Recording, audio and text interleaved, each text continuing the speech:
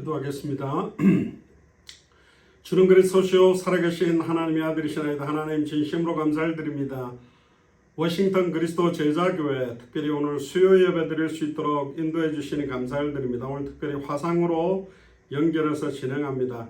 이번 주 주일날 받았던 사람의 전적 부패와 전적 무능력이라는 메시지를 조금 더 구체적으로 내용들을 붙들기를 소원하오니 오늘도 말씀을 통해서 하나님의 은혜와 소원들을 깨닫고 누리는 최고의 시간이 되도록 축복하여 주옵소서. 감사를 드리며 승리하신 주 예수 그리스도 이름으로 기도드리옵나이다. 아멘. 오늘은 주일날 메시지 나누었던 사람의 전적 부패와 전적 무능력이라는 내용을 좀 구체적으로 성경의 좀 중요한 부분들을 조금 더 구체적으로 붙들고 나누는 시간을 좀 갖겠습니다. 아무래도 주일 예배 메시지를 이렇게 30분 이상 메시지하기가 어렵기 때문에 또 다뤄야 될 중요한 내용들을 좀 나누지 못한 부분들이 있습니다. 그래서 오늘 예레미야 사람의 전적인 부패와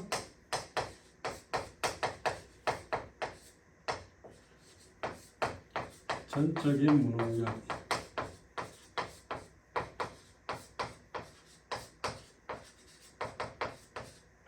제가 칠판을 쓰면서 한 게 거의 한 10년 가까이 되는 것 같습니다.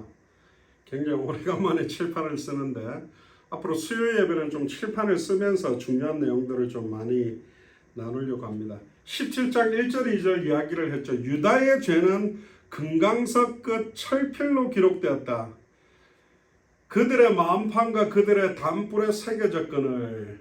그러니까 우리의 죄악이 금강석이라는 돌에 철 가지고 아예 우리의 죄 목록을 갖다가 돌에다가 팠다고 이야기를 합니다. 그 정도로 우리의 죄악, 우리의 추악함과 더러움들이 분명하다는 것들을 이야기하고 3절 4절에 네 온 지경의 죄로 인하여 내가 네 재산과 네 모든 보물과 산당들로 노략을 당하게 하리니 내가 네게 준 네 기업에서 네 손을 뗄 것이며 또 네가 너로 너의 알지 못하는 땅에서 네 대적을 섬기게 하리니 이는 너희가 내 노로 맹렬케 하여 영영이 타는 불을 일으켰습니다.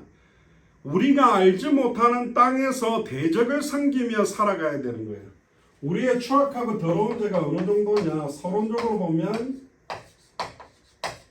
금강석에 철필로 새길 만큼 우리의 추악함과 더러움, 심지어 이제는 대적을 섬기며 살아가야 된다.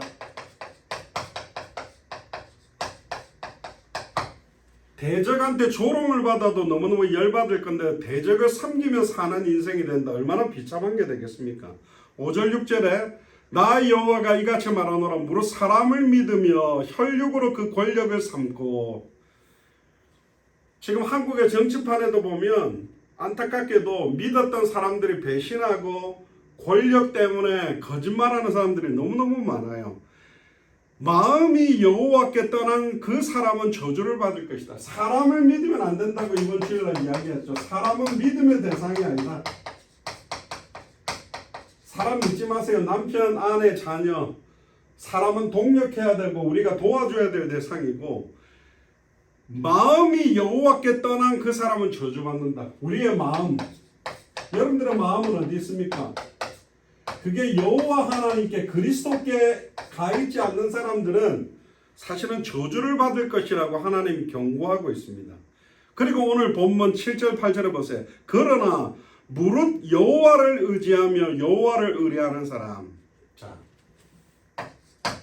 7절 8절에 중요하게 이야기하는 게 뭐냐면 여호와를 의지하는 것,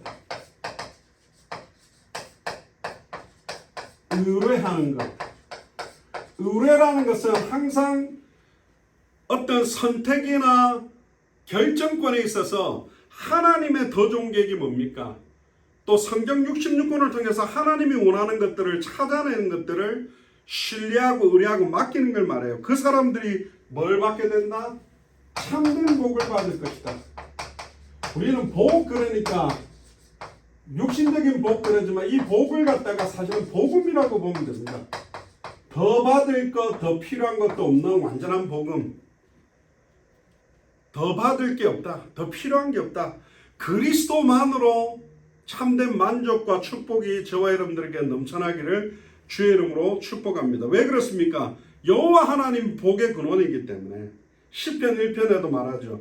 시편 1편에서 말하는 그 복도 복음이 있는 사람, 참된 복음이 있는 사람은 악인의 꾀를 쫓지 않죠. 의인이 원하는 지혜를 가지고 있게 되고 죄인의 길에 서는 것이 아니라 생명운동, 말씀운동, 제자운동의 자리에 사실은 있게 되어 있습니다. 여호와의 율법을 즐거워하게 되고 예배하는 게 기쁘죠. 그래서 참된 믿음은 반드시 참된 순종으로 다가오게 되어 있어요. 그리고 이 참된 순종은 반드시 하나님의 의와 하나님의 선이 나타나게 되어 있습니다. 결국은 하나님 앞에서 모든 것들이 하나님의 절대 주권 아래서 진행된다 그랬죠. 우리는 처음부터 안 해요. 제가 굉장히 좋아하는 단어 중에 우리는 어제도 아니고 지금도 아니고 내일도 아니다. 우리에게는 모든 기대와 소망이 다 무너진 존재가 우리입니다. 모든 것들이 다 무너졌기 때문에 하나님의 뜻과 계획이 아니면 안 된다는 거죠. 그래서 특별히 이사야 2장 22절을 보면 너희 인생을 의지하지 마라. 그의 호흡은 코에 있나니 수에 칠 가치가 어디 있느냐. 그러니까 내 인생을 내 라이프 타임을 의지하지 말아라.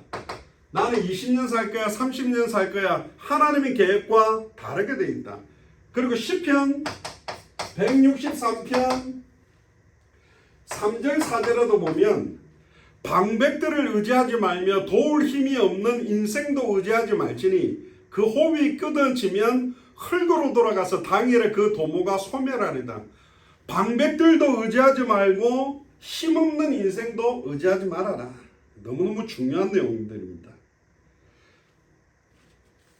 그리고 두 번째로 보니까 9절에서 10절에 보니까 만물보다 거짓되고 심히 부패한 게 마음이다. 우리의 마음이 만물보다 그냥 부패한 게 아닙니다. 거짓되고 심히 부패하다.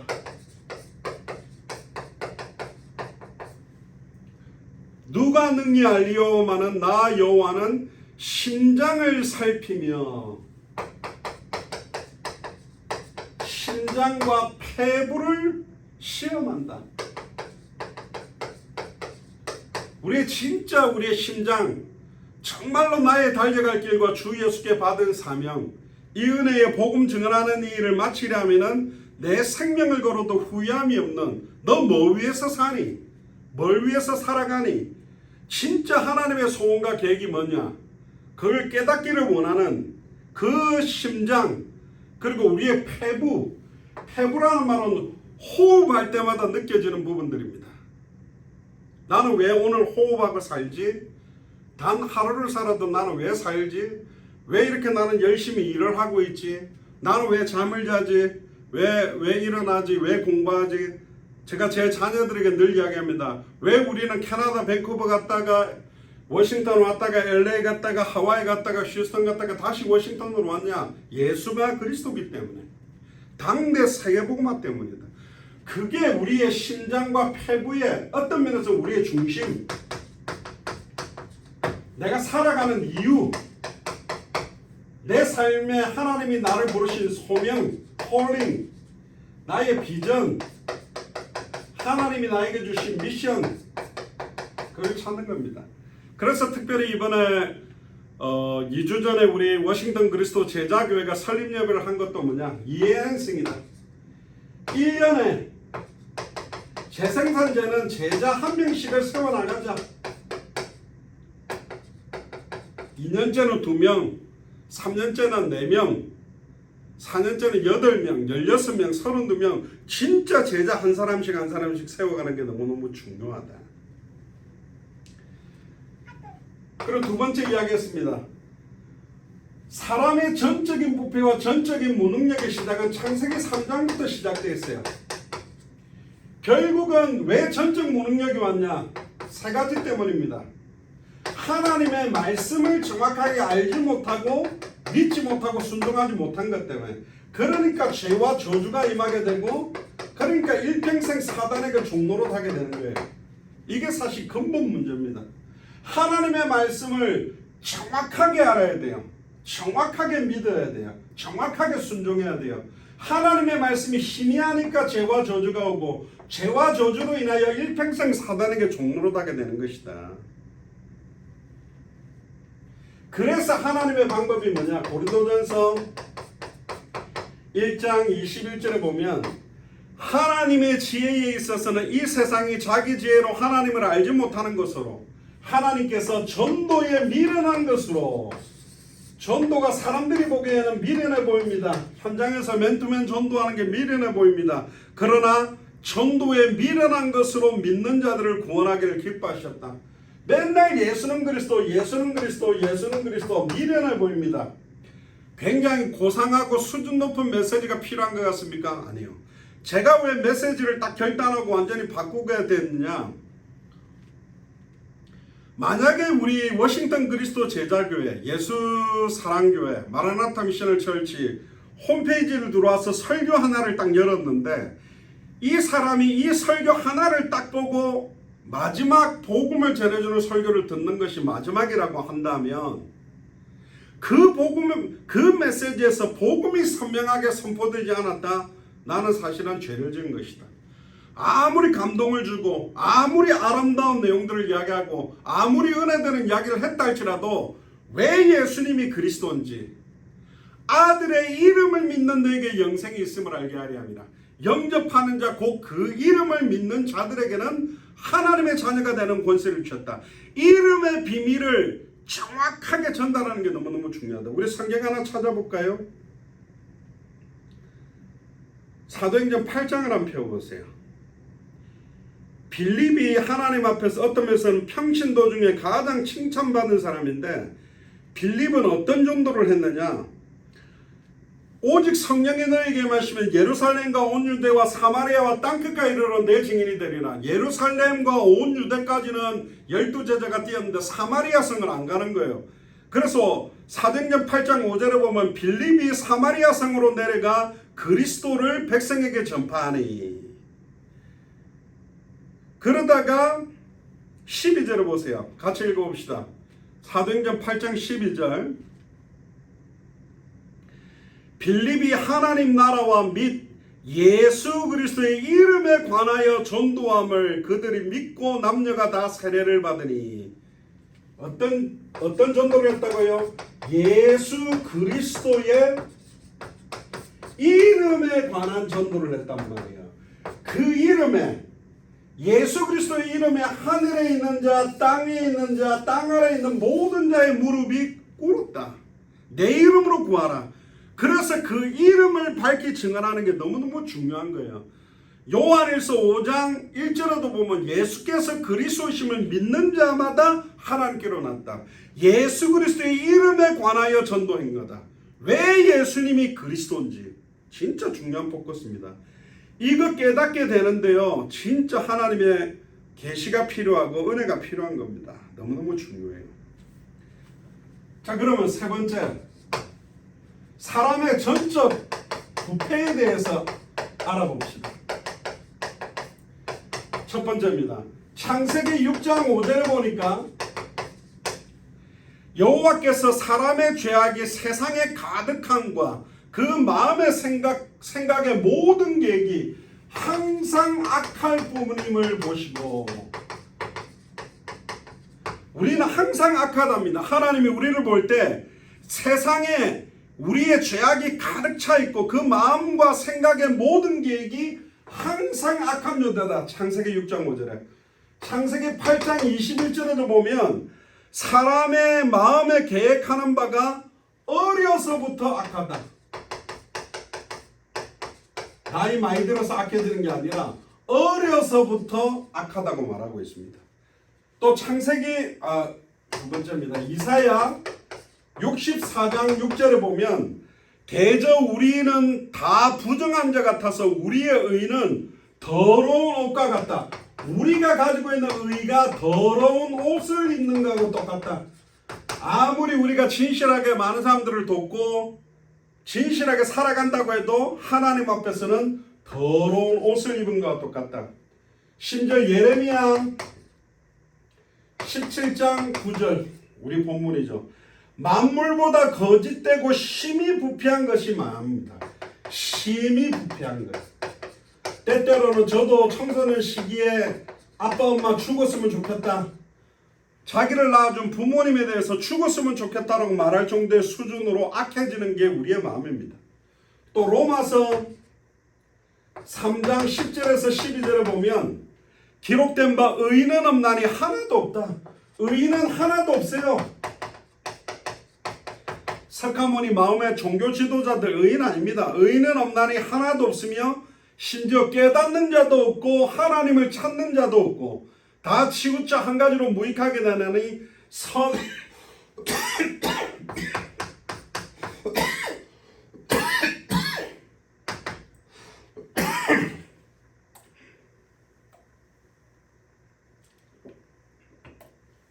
선을 행하는 자가 하나도 없다고 말합니다. 고린도전서 2장 14절에 육에 속한 사람은 하나님의 성령의 일을 받지 아니하니 저희에게는 미련하게 보이며 또 깨닫지 못하나니 이런 일은 영적으로 분별된다. 진짜 복음 전하는 것이 미련하게 보일 겁니다. 그러나 영적으로는 분별되게 되어 있어요. 정확한 복음 전하는 자들의 발걸음이 얼마나 중요한 것인지. 그리고 에베소서 4장 18절에 19절에도 보면 4장 18절에 19절에 보면 저희 총명이 어두워지고 저희 가운데 있는 무지함과 저희 마음이 굳어짐으로 말미암아 하나님의 생명에서 떠나 있도다. 저희가 감각 없는 자 되어 자신을 방탕에 방임하여 모든 더러운 것을 욕심으로 행한다. 아예 그냥 죄에다가 자기를 집어넣어 버린 거예요. 유튜브에 보니까 어떤 개가 진흙을 너무 좋아해. 그래 줄 풀어놓으니까 막 진흙탕에 가가지고 온 털에다가 진흙을 다 묻혀버리는 거예요. 그런 짓을 하고 있는 게 우리의 인생이다. 자, 네 번째입니다. 그러면 전적 무능력을 한번 봅시다.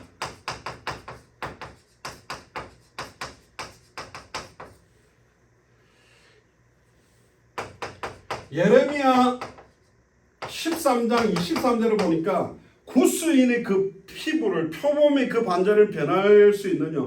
구스인이라는 말은 우리로 말하면 흑인들을 말합니다. 흑인이 그 피부를 하얗게 만들 수 있냐? 물론 요즘 뭐 성형수술을 해가 합니다만은 피부 자체를 바꿀 수 없는 수준이 우리다. 무능력하다. 또 요한복음 15장 5절에 보니까 나는 포도나무여 너희는 가지니 저가 내 안에 내가 저 안에 있으면 이 사람은 과실을 맺나니 나를 떠나서는 너희가 아무것도 할 수 없다. 나를 떠나서는 너희가 아무것도 할 수 없는 존재다. 이거 인정해야 됩니다. 우리가 예수 그리스도 떠나서는 아무것도 할 수 없는 전적인 무능력하다고 인정해야 하나님의 은혜를 받게 돼요. 로마서 5장 6절을 보니까 우리가 아직 연약할 때에 기약대로 그리스도께서 경건치 않은 자를 위하여 죽으셨도다. 우리는 경건할 수 없어요. 제가 왜 저의 좀 이렇게 안 좋은 면들을 자꾸 이렇게 강조를 합니까? 막 욕했던 이야기도 합니까? 그 목사한테 마이너스가 될 건데 목사가 홀리하고 막 걸어다니는 작은 예수처럼 뭔가 인격적으로 수양이 잘된 모습을 보여줘야 성도들이 은혜 받지 않겠냐? 저는 아니라고 봅니다. 시간이 지나가면 지나갈수록 나의 경건, 나의 능력은 아니다. 전적으로 나는 부패한 존재구나. 전적으로 나는 무능력하구나. 그러니까 전적인 하나님의 은혜, 전적인 하나님의 역사, 오직 성령, 오직 그리스도 아니면 내 인생은 안 되겠구나. 그걸 저는 깨닫게 됐어요. 아멘입니까? 두 번째입니다. 로마서 7장 18절에 보면 어떤 면에서는 사도 바울의 인생 말년을 마무리하는 시간표에 사도 바울이 이렇게 말합니다. 내 속 곧 내 육신에 선한 것이 거하지 않는다. 사도 바울이 나이가 거의 7, 80 마무리되는 시기에 그렇게 인격적으로 대단해 보이는 사도 바울도 내 속에 선한 것이 없다. 나는 원함은 있으나 선을 행할 수가 없는 존재다. 선을 행할 수 없다. 그게 복음을 정확하게 깨달은 겁니다. 로마서 8장 7절에 8절에도 보세요. 육신의 생각은 하나님과 원수가 되나니 하나님의 법에 굴복지 아니할 뿐 아니라 할 수도 없다. 육신에 있는 자는 하나님을 기쁘시게 할 수 없다. 육신에 있는 사람은 하나님을 기쁘게 못한다. 육신에 있다는 말은 뭐예요? 세상 사람들 좋아하는 기준. 맨날 게임에 빠져 있는 사람들은 하나님을 기쁘게 할 수 없다. 맨날 음란 타락에 빠진 사람들은, 맨날 내가 좋아하는 일만 하는 사람들은 하나님을 기쁘게 할 수가 없다. 그래서 세 번째로 요한복음 6장 63절에 너무너무 중요한 겁니다.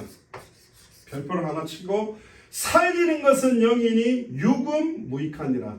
내가 너에게 이르는 말이 영이요 생명이다. 자, 결론입니다. 여기에다가 한 번 더 쓸게요. 요한복음 6장 63절. 살리는 것은 영이다.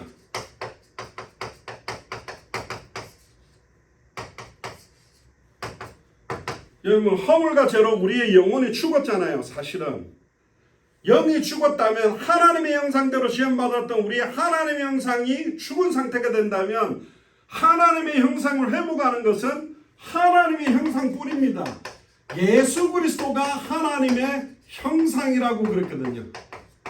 살리는 것은 하나님의 형상, 예수 그리스도 아니고는 절대로 우리의 형상, 우리의 영을 살릴 수가 없다. 살리는 것은 영이다. 영, 육은 무익하다. 내가 너에게 이르는 말이, 예수님 그랬어요. 내가 너에게 이르는 말, 이게 뭡니까? 이게 바로 복음입니다. 복음. 예수는 그리스도. 예수님이 2000년 전 십자가 부활해서 모든 문제 다 끝내고 지금 나와 함께 계시는 이 말이 뭐다? 예수가 그리스도라는 것이 바로 영이요, 예수가 그리스도라는 것이 바로 이터널 라이프, 영원한 생명이라는 겁니다.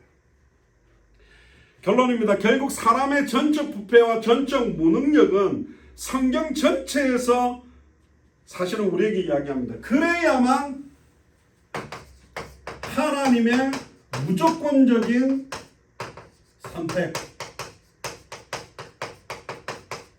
우리가 할 만한 능력이 있어서 선택받은 게 아니라 하나님의 무조건적인 선택, 그리고 창세전에, 영세전에 우리를 선택한 예수 그리스도의 제한적인 속죄, 제한적으로 속죄를 했다는 말은 하나님의 선택을 받은 사람들이 있다는 말이에요. God's chosen people이 있다는 말이에요. 그들을 찾는 방법은 딱 하나입니다. 내 양은 목자의 음성을 듣는다. 결국은 왜 예수님이 그리스도인지에 대한 부분을 정확하게 전달했을 때 이 사람의 생각과 마음에 영향을 받는 사람이 바로 하나님이 선택한 제자예요. 이디오피아 내시처럼, 빌립보의 루디아, 세살론가의 야손, 고린도의 브리스글라굴라처럼 많은 선교사들 모을 수 있어요. 쉽습니다. 지원해주고 후원해준다, 미국으로 데리고 오겠다, 자녀들 미국에서 공부시켜주겠다, 생명 건다고 오게 돼 있습니다. 그래서 뭘 중심으로 해야 되느냐? 결국은 하나님의 말씀 중심이다. 예수님도 이 말씀을 이루려고 왔어요. 마태복음 1장 22절에 이 모든 일이 된 것은 주께서 선지자로 하신 뭘 이루려 하심이라, 말씀을 이루려고. 말씀의 실체가 예수님이지만 예수님은 기록된 말씀을 이루는 사역을 공생애 동안 했어요. 마태복음 2장 15절을 보면 헤롯이 죽기 전까지 거기에 머물렀다는 말은 애굽으로부터 내 아들을 불렀다함을 이루려고. 마태복음 2장 23절에 나사렛이라는 동네에 가서 사신 이유는 나사렛 사람이라고 칭함을 이루기 위해. 마태복음 4장 14절에도 선지자 이사야를 통해서 친히 하신 말씀을 이루려고. 마태복음 8장 17절에도 그가 찔림은 우리의 허물을 인함이요, 이사야 53장의 연약한 것을 담당하기 위해. 마태복음 12장 21절에 이방인들이 그의 이름을 바라리라 함을 이루기 위해. 그 예수님은 모두 다 성경을 이루기 위해서 오셨다. 고린도전서 15장 3절 4절에 예수님은 성경대로 죽으시고 성경대로 살아나셨다. 심지어 골로새서 1장 25절에 사도 바울도 내가 그리스도의 일꾼 된 것은 하나님이 너희를 위하여 내게 직분을 따라 하나님의 말씀을 이루기 위해서 살았던 사람이 바울이고, 기록된 말씀을 이루기 위해 오신 분이 바로 예수님이에요. 그럼 우리도 뭐 하면 됩니까? 기록된 말씀이 성취되게 하면 됩니다. 그래서 예레미야 17장을 통해서 사람의 전적 부패와 전적 무능력, 이 내용의 중요한 부분들을 여러분들이 깨닫고, 아 그렇구나, 나는 원래 아니구나, 지금도 아니구나, 앞으로도 아니구나, 오직 그리스도 아니면 안 되겠구나. 그래서 온전히 그리스도만 붙들고 살아가게 되기를 주의 이름 축복합니다. 기도하겠습니다. 지금은 우리 주 예수 그리스도의 은혜와 하나님의 크신 사랑하심과 성령님의 내주인도 역사교통 충만하심이 예레미야 17장을 통하여 전적 부패, 전적 무능력이라는 내용을 말씀을 통해서 확인하고 말씀의 성취를 위해 남은 생을 온전히 드리기로 결단하는 우리 워싱턴 그리스도 제자교회 모든 성도들과 함께 동역하는 모든 선교사님들과 그 나라 위에 지금으로부터 영원토록 항상 함께 계실지어다. 아멘. 우리 하나님께 감사 영광의 박수를 돌리겠습니다. 오늘 화상으로 또 예배 드리게 해주셔서 감사를 드립니다.